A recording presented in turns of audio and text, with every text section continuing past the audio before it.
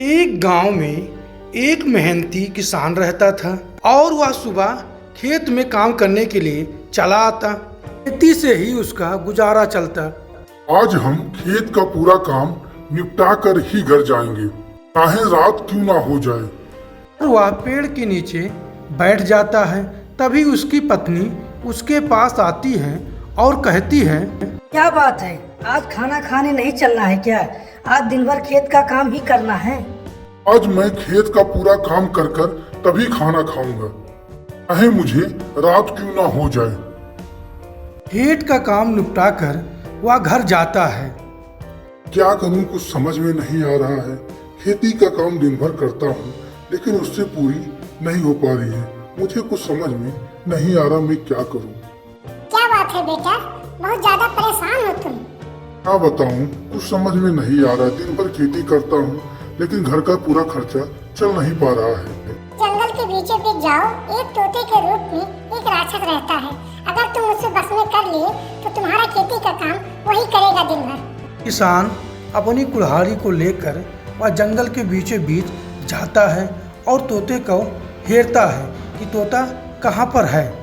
वह जंगल के चारों ओर घूमता है, लेकिन उसे तोता नहीं मिलता। पंडित बाबा बताए थे कि मुझे जंगल में तोता है, लेकिन चलो आगे देखते हैं। उसे जंगल में एक तोता फंसा हुआ दिखाई देता है। पंडित बाबा लगता है यही तोते को बताए थे, मुझे इसे आजाद कर देना चाहिए।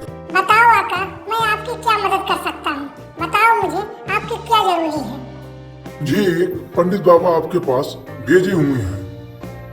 सबसे पहले मुझे बहुत जोर से भूख लगी है, मुझे कुछ खाने के लिए लाइए। जाकर तुम पहले जल्दी से जल्दी लेकर मेरे पास आना। किसान पंडित बाबा के पास जाता है और कहता है, बाबा, वह राक्षस कुछ खाने को लिए मांगता है। आपके पास अगर कुछ हो तो मुझे दे दीजिए। जो मैं तुम्हें दे रहा हूँ खिलाने के लिए, ये तुम उसे खिला देना, वह तुम्हारे बस में आ ही जाएगा। किसान अब जल्दी जल्दी उस राक्षस के पास जाता है और उसे खाने को दे देता है।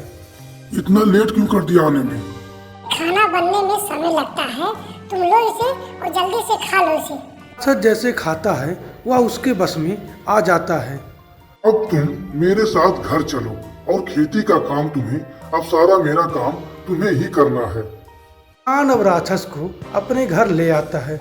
उसकी पत्नी आती है उसके पास और कहती है, ये कौन सा आदमी है खेत में काम कर रहा है? अरे मैं इसे जंगल से लाया हूँ।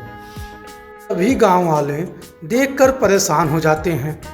साहब, आपने सुना है हमारे घर के बगल वाले जंगल से एक आदमी लेके आए हैं और खेती काम पूरा काम वही करता है। हम लोग को भी जंगल में जाना चाहिए। ये कह रहे हो भैया, हम भी देखे हैं। अब हम लोग को जंगल में जाना चाहिए और एक और आदमी को लेकर आना चाहिए।